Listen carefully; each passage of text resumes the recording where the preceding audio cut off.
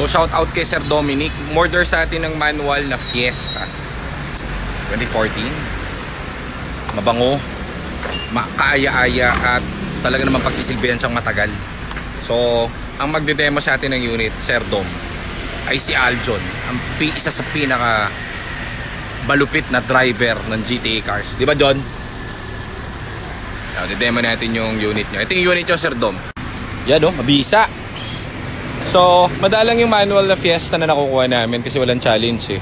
Ang gagawin lang dito is purely suspension and engine. Trani, nothing more kasi manual naman siya.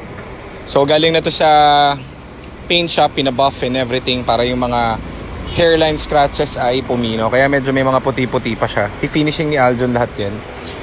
Tapos, ang problema namin, eto, yung unang may-ari kinabitan ng tohok. Kasi daw maporma. Ang problema, hindi namin matanggal. So, hanap tayo ng way para matanggal yan. Hindi po pwedeng ganyan. Medyo baduy kapag merong tohok. Kala mo ay lagi kang hahatakin. Ito yung likod niya. Ganda ng kulay niya, no? Parang ano siya, bluish na, parang medyo pagka dark na hindi mo maintindihan. Dito tayo sa loob. At pinapaskan ko kay Aljon para interior detail, wala pa to So kailangan to pati loob. Kanina kinuha namin to dun sa paint shop din.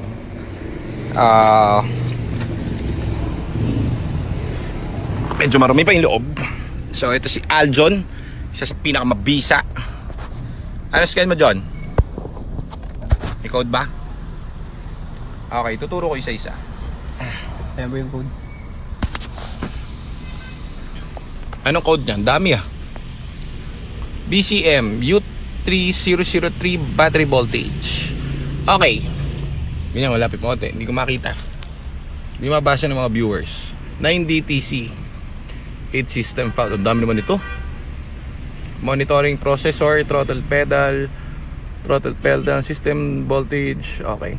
Ganito, tuturuan ko kayo paano magbasa ng OBD. Eto kasi, din lang sa paint shop, kakakuha lang, di ba, John? Apo. So, syempre sa paint shop, hindi yan, kumbaga, di ginagamit kasi pinipinturahan. Di naman sila magbubukas ng engine dahil di sila gumagawa. So, kapag sa OBD nakita nyo, puro battery voltage, ayan 1.6 less than 7 volts.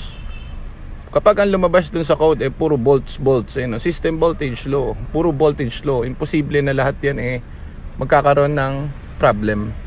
Ang isang magiging problem niyan is nalobat yung kotse. Kasi lahat ng module na nakikita nyo rito is pinapower ng 12 volts battery. So kapag lobat yung battery nyo below 12 volts, hindi nyo kayang i-power yung mga module, mag-error talaga. So kinlear ko muna ito ngayon, naka-clear, no? Kasi nabuhay na yung battery nito So ang gagawin natin, sige, patay may makina dyan. On mo. Sige, start. Gas mo. Sige, gas. Up. Scan mo ulit. Pag may lumabas dito na error, scan mo ulit. May lumabas din na error. Yun talaga, error na yun. Ganyan, tumingin ng scan.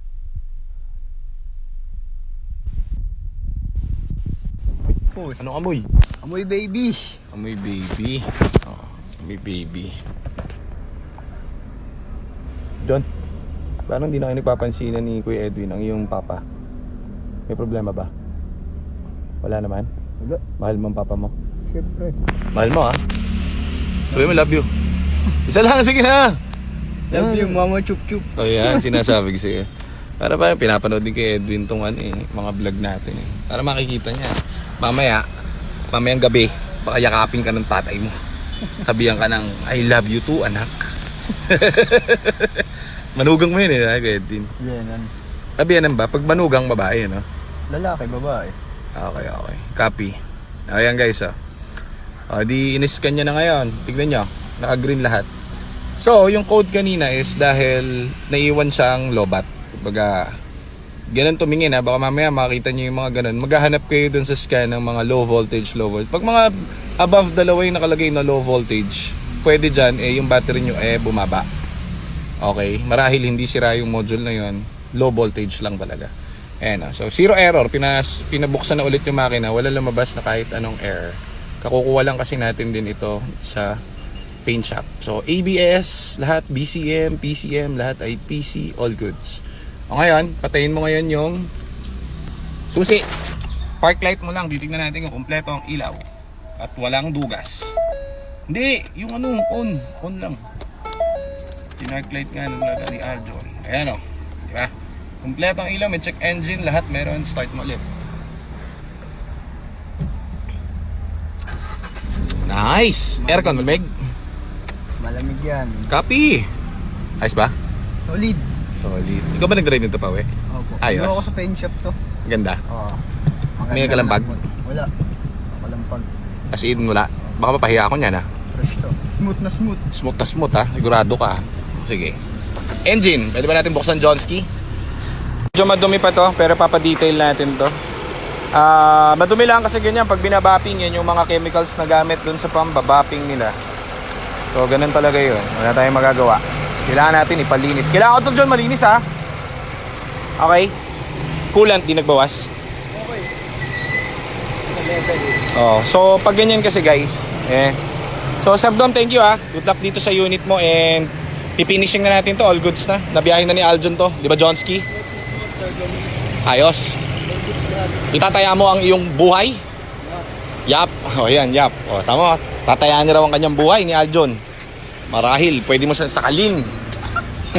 So, eto sir, yung mga unit natin, bago natin i-release, tina 24/7 to na temperature. So pansinin nyo rito, andito yung isa nating Fiesta na puti, i-release din to. Nakabukas lang ito, isang 4 na araw na yata nakabukas ito. Yan o. Nakabukas. So ang chine-check dyan yung temperature. So lahat yan dumadaan dun. Kailangan dyan, wala nagwa 100 dyan sa mga yan. Kailangan dyan below 100 yung mga unit natin. Okay. So yan ang kwento ng mga units natin. Sir Dom, thank you sa pag-purchase. Thank you very much.